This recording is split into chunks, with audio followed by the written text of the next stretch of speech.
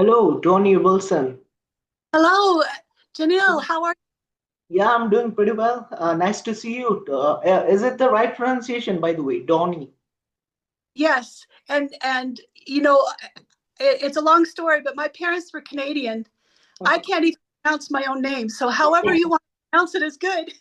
Thank you. Yeah, I appreciate that. Wow, nice. I was really looking forward to meet you, and yeah, Like, what's up? I can't wait to have this conversation with you. I feel very much the same. And Donnie, like one thing that you mentioned that you are a you used to be a professional portrait artist, and I can see a beautiful picture behind you. So what's the story about that? Um, this is one of my flower fairies. I started a series and never finished it many years ago, but I thought it would be fun um, because now I'm writing stories about fairies. Yeah, So it's yeah. a fun background. I want to tell my viewers that Donnie, she's into a novel. She's writing a novel about fairies, and it's gonna be published in the early next year early. So We're yeah, hoping if it all goes well. yeah. So that thing you drew it, Donnie, the picture. Yes, it's a oil paint. Intriguing. How long did it take you to draw that picture? Oh, I took a bunch of photographs, and so I remember I had photographs of the flowers, and then I had photographs of these were two of my students. I was Oh, teaching, okay. um, and I think.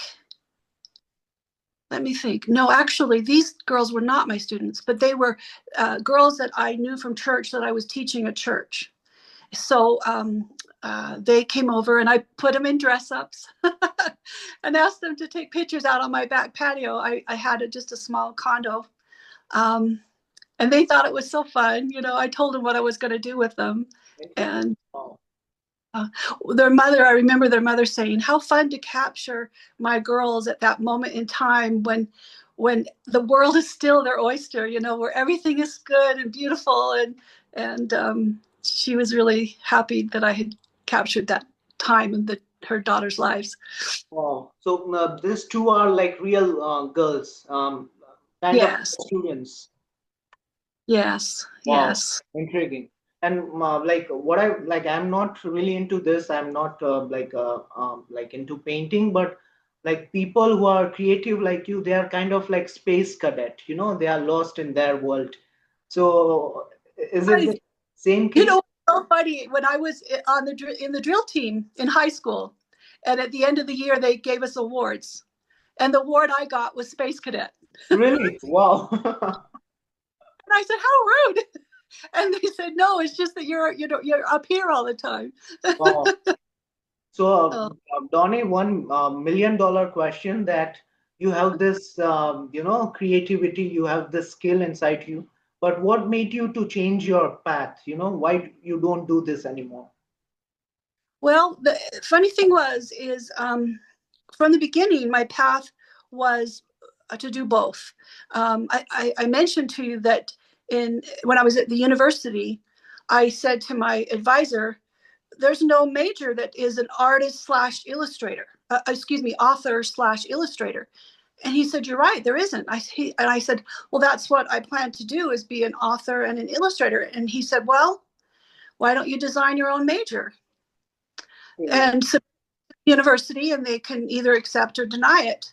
So that's what I did. I just took all the art production classes and all the writing classes that was in the catalog and put them all together. And the university accepted it. So I've been thinking out of the box a long time, and I've had these two sides to me. Um, so it's really nothing new. The switch though, where I picked writing more predominantly over art happened many years ago. I got a studio and I was working at the art full time, and I noticed that I would race through the art so that I could get to the writing.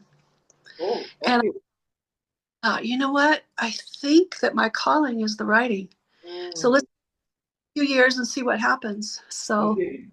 that's Wow. kind of how it happened. Yeah. But I still do both and love both. If you go on my website, you'll see some of my latest paintings.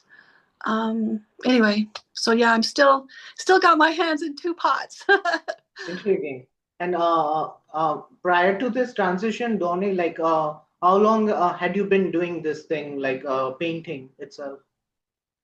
And well, the painting, my mother was an artist, and Okay. from generations of artists. I don't know if you've ever heard of the artist Maxfield Parrish, but he was a distant cousin of my mother's. So he used to come out and paint with her uncle, and she used to paint with her uncle, and then she took me painting. I think the earliest memory I have was about 4 years old. I was out sketching the sheep in Mount Timpanogos. It's a beautiful mountain close by our home. So yeah, I've been doing it since I could walk, really. And the writing, I kind of was given the gift of the gab. My family have a reel-to-reel tape of me going on, just gibbering as a baby for an hour and a half without taking a breath. Oh, wow. So I think I was given the gift of the gab. I talk very easily, but the writing thing was much more difficult for me. I remember I used to tell stories to my best friend and my younger sisters, and one of the assignments at school was to write a play. Well, I jotted something off last minute the night before it was due, silly something, and then all of a sudden I'm getting called into the principal's office. I'm like, oh no, what did I do? And the principal said, well, that your teacher loves this story that your best friend wrote. He loves it so much he wants to produce it as a play and have the whole class perform in front of the whole town. And I said, oh, that's great. Good job, Marianne. She's sitting in there, but she's looking very, very sheepish at the time, right? And, but she's trying to tell us that this isn't her story, that she just wrote down a story you told her. And I said, well, what's it about? And they told me what it was about. I'm like, yeah, that's my story. Intriguing. So, Wow. anyway, so I think I've been a storyteller all my life, but learning how the process of actually writing my thoughts down and getting them down on paper has been more of a struggle. Okay, got it. In terms of painting, I would say that apple doesn't fall far from the tree. Can I say that? Yes. And the other funny thing is I come from a long line of authors as well. So Okay, my family, I had a father, a sister, and a brother that all wrote. And interesting. so it's both. And the way I look at it is I had a Frenchman explain this to me once, Jean Kissling. He told me, he's an artist is an artist. And whatever they medium that they use, whether it's paint or music or words, it's all the same. You're a creator. You create, and your medium can change. You can have a chef who's absolutely an artist. Teachers, very creative teachers, are artists. Women who dress, beautiful and have a design sense, they can be artists. I mean, I think art is such a broad thing that the medium that we choose to work in is just kind of an individual thing. But we're all in my head. In my head, we're all artists. Intriguing. And Don, like when it comes to like painting, when it comes to like writing, who are the painters that you look up to, and who are the writers or authors that you like look up to? Well, I'm kind of an old classicist. I like the old time things. My favorite artist of all time is John Singer Sargent. Um, Okay, he also Vermeer. Those are probably my two favorites. But there's so many wonderful artists out there. But if I had to pick two, Vermeer and Sargent would be on my top tier. Yes, yep, that's him. That's a self-portrait. intriguing. Wow.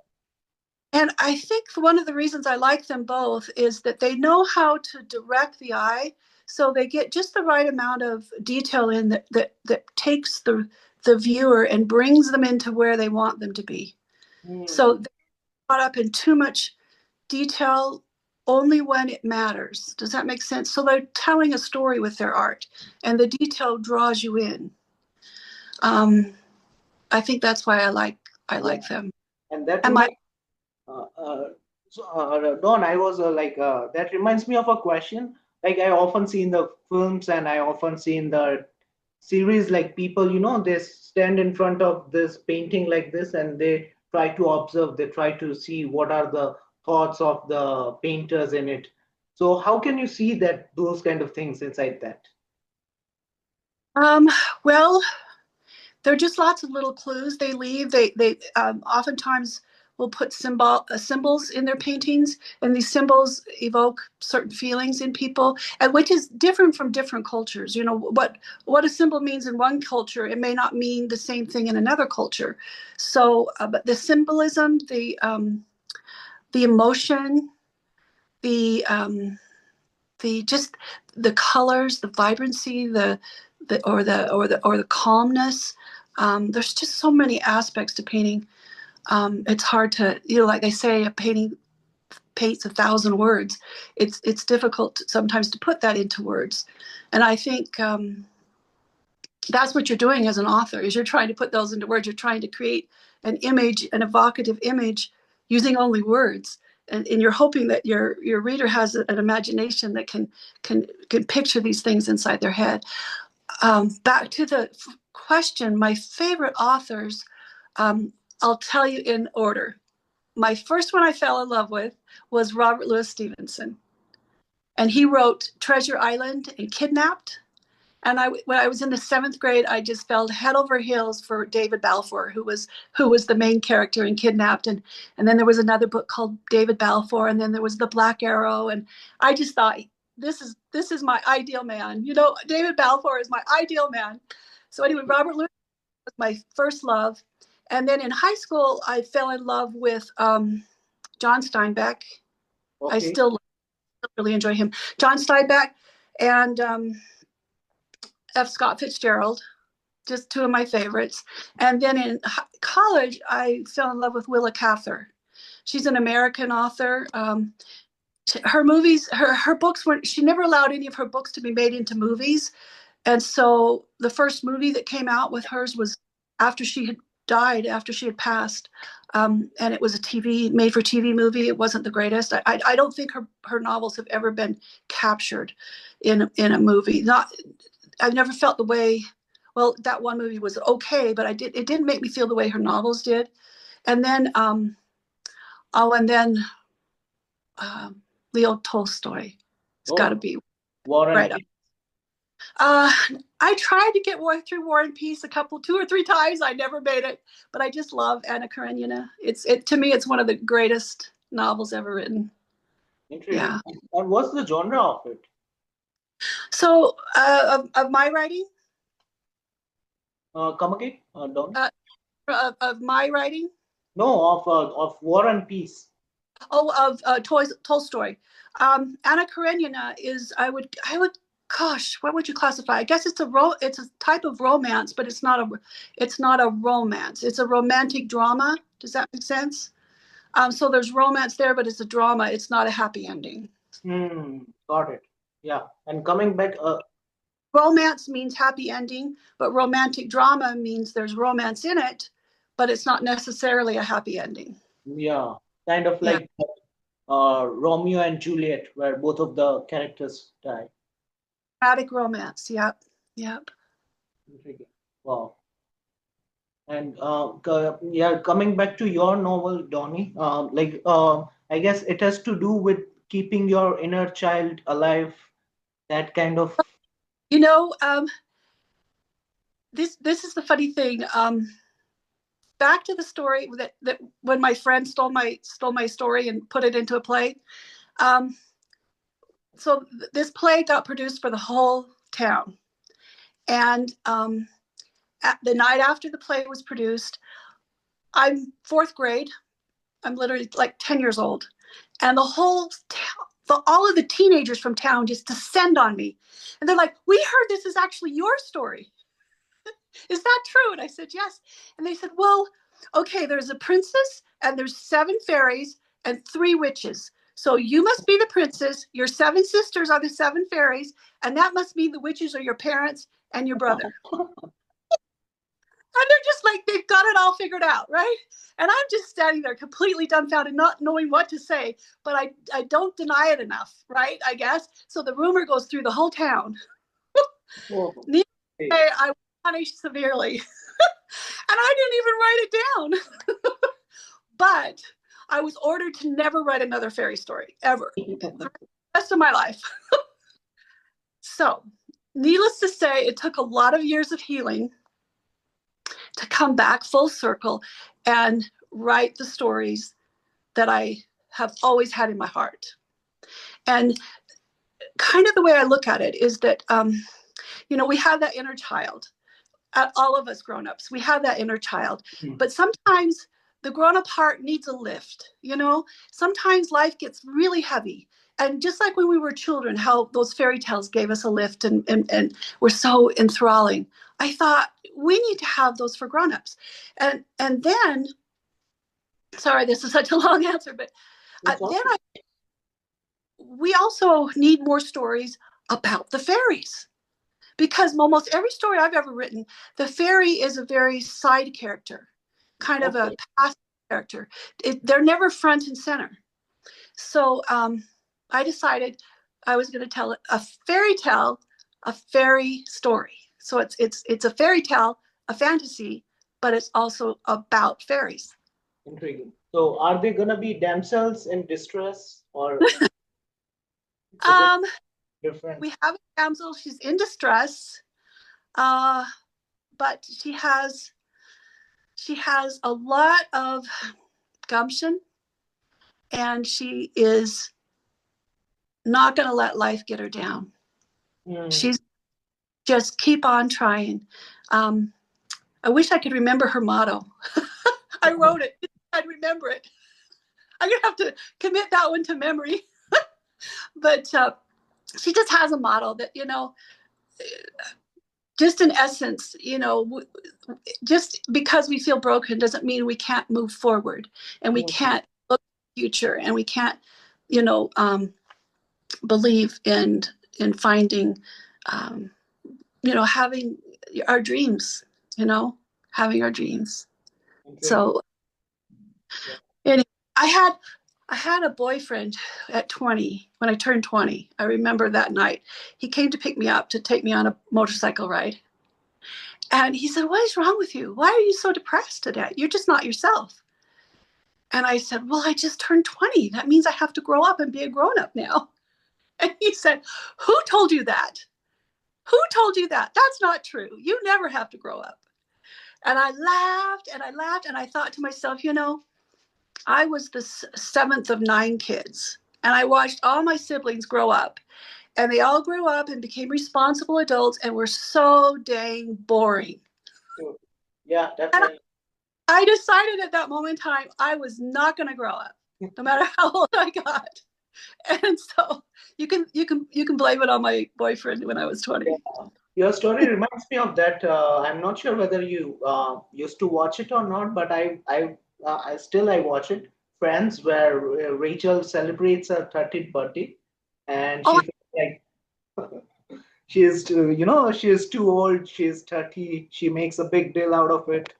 Have you watched it? How does it end? I haven't seen it. Yeah, didn't you watch Friends, Dawn? Oh, many Friends, but I just haven't seen that particular episode. Oh, yeah, she somehow manages it. I guess the friends give her some sort of advice and some sort of things. I don't remember precisely, but yeah, she was kind of like, why it's happening to me. So your story reminds me of that particular episode. Yeah, those definitely make you laugh, don't they? Yeah, definitely. And let's assume that Dawnene, if someone comes to you and make although the book is not ready, but once it is ready, the novel, and if you want to make a movie out of it, who do you think would be the right actors to play the 5 fairies? Well, this book is not based on the original story. This is a totally different story, but this is based on, there's a family who have fairies, but they have many children, multicultural children, because the father during World War II went around and picked up orphan babies from India, from Morocco, from Hawaii, from all these different places. He picked up orphan babies and brought them home to his family place. And so it takes place in France, and this family is in the 1950s France.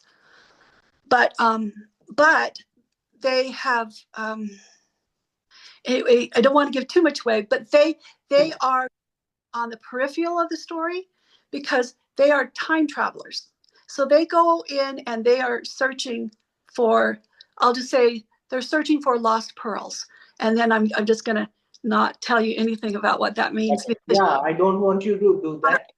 But tell me the names, Dawnene, like the actresses that you think that might fit the bill, for this 5 days. Trying to think. There's I can't think of any one particular names that pop into my head. Jennifer Aniston, I guess. Well, there's a I can't think of any names right now. I'm sorry. I'm trying to stretch and think. The problem I'm having is that the people that I'm thinking of would be way too old to play these roles that's now. what I'm thinking. I guess you might be thinking from 90s. Yeah. Cameron Diaz. Well, there was an actor who was in 24. Did you ever see 24? 24.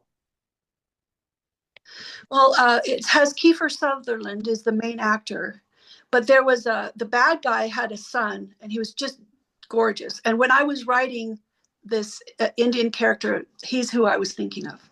I'm very close. I'm putting the final polish on it. I'm just making sure I have everything formatted right and everything's looking really good. And so it's kind of like my last read through before I actually officially format it, or excuse me, send it to the editor. And then once I get back from the editor, if there's any polishing I need to do, then I take care of that. And then we get it digitally formatted, and it's ready to go. So Audiobook.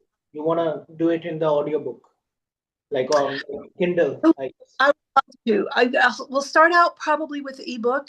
Okay. And if I make a little money, then I'll make a print copy. And if I make a little money with the print copy, then I'll make an audio. So that's I'm a poor artist, so I have to do things in stages. Definitely. Nice. But once it gets published, I guess we will meet again and you can talk about your book. That sounds great. That would be lovely. And what else do you like to do, Dawnene, in your spare time? Well, I love to garden. I love to plant flowers and vegetables, and my husband and I, we spend a lot of time in our garden on the weekends. We don't have much time during the week. We're kind of weekend gardeners. Yeah. I love the mountains. I love hiking. I love off-roading. Just getting up there in the mountains is so rejuvenating. And we love to bike. We love bike. We both have not the electric kind. We look at the people with the electric bicycles and we get a little jealous. Trying to get up the hill, but we love to bike and just take long walks. We just love being outdoors. Yeah, it's nice. I guess you are a health conscious person. I kind of have to be. I have. I don't know if you've ever heard of downwinders. It's a term that not a lot of people know, but when I was a baby, there was some nuclear testing that was going on in Nevada and southern Utah. And I got zapped with a lot of fallout. Mom remembers it was like 6 inches on the car. And I was just 6 months old. So I was crawling around in that fallout, literally. And we never had a take off your shoes rule in our house. And so it was brought right in the house. I'm sure I was just ingesting it. And so one of the things it did was it made me infertile. And another thing it did is it messed with all my filters, like my appendix and gallbladder, and all my filters went out. And my thyroid doesn't work well. So I have all these health issues. And So I've had to learn how to eat really healthy. My husband calls me the canary in the mine. I can't eat anything that's not healthy, or, I'm the first one to get sick. So. Okay. Um, by the way, when it comes to biking, even I tend to do that a lot. Like I often participate in like kilometers, like 50 kilometers, 30 kilometers cycling challenges. So yeah, it's a big part of my life. I've received a lot of medals for it. So Oh, even I love biking. Yeah. do you do this wonderful yoga as well? Yes, I do. Yes, I do. I'm really into health and fitness. So I guess those are like a big part of my life. Yeah, I never That's miss. It's fabulous, and it keeps you young. Yeah, It keeps definitely it does. It does. And if you ever need any sort of help with the yoga or like flexibility, you can ping me anytime. I'll definitely help you. Thank you so much. And I I am so intrigued also by your English. You're teaching English to what age groups are you teaching? like I have right now, I mainly teach working professionals and homemakers. So I have like people from different parts of India. It's predominantly like I teach online. So Okay. yeah, I've that thing, and I also run a YouTube channel where I meet intriguing people, creative people like you, make podcasts. I try to know about their life lessons, experiences, and I try to share it with my viewers as well. That's awesome. That's wonderful. I when I visited Europe, they all wondered where I came from. They say, you don't sound like you're from the United States. And Really? I'd say, born and raised there, They say, no, something's different. And then I would say, well, my parents were Canadian. And that explains it. That explains it. I couldn't hear it. I thought I sounded like everybody else, but I guess No, you I got don't sound like a typical American, and in a good way, I guess. okay. Yeah, it's a good. I don't think that there is any sort of doubt about that. But Well, that was when I was younger. So maybe when I was younger, I still had a little touch of my parents' yeah, accent. Yeah. But now I've probably lost it all. I live in Utah now, so when I first moved here, I heard the accent very strong, and now I don't hear it at all. And so I realize I must sound just like them. and Donnie, what sort of life advice would you like to give to youngsters like me and my viewers? Goodness. Just that there are so many seasons in life. And if you think your dreams aren't being met now, if you could just hang in, you know, just hang in there, because you never know what's around the corner. None of us can tell, none of us can see. And then when the opportunities come, just run towards them. Don't run away. Don't be scared. Run towards the opportunities. Just like today, I thought, I don't know, Jenil, but that's okay. It's an opportunity. I was just so thrilled to get to know you, and you seem like a remarkable man. Thank you. And when opportunities come our way, seize the day. Kabyam. Wow, Try that. Heard that 1,000 times, but it's good advice. intriguing. Yeah, and also like from your life story, we can learn that never jump on the bandwagon. Create your own path. Choose the road that has not been taken. If you don't fit the mold, that's okay. Yeah, true. That's okay, because you weren't meant to. Some of us are just not. They used to say back in the day. They'd say a Square square. peg in a round hole. I've always been that square peg. Trying to. And I don't know why. Early on, I gave up trying to go into the round hole, because I just knew it wasn't possible for me, and so I just embraced being different. Definitely. And you Wow. know, and it's okay to be called eccentric. There's so Mhm. many worse things to be said about a person. Do True. you know what I Yeah, that definitely. that it's actually, I take it as a compliment. True. True. Yeah. Being Yeah. normal is too boring, I guess. So, Amen.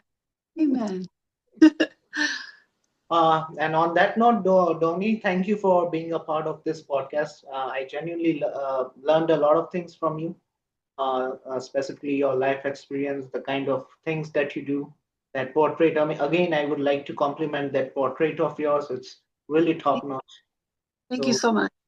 we're gonna Well, catch up. I felt honored to get to know you, and I look forward to our further friendship. And I will. Definitely, definitely. Yeah, I guess this is the beginning of our friendship, and keep in touch. Stay in touch.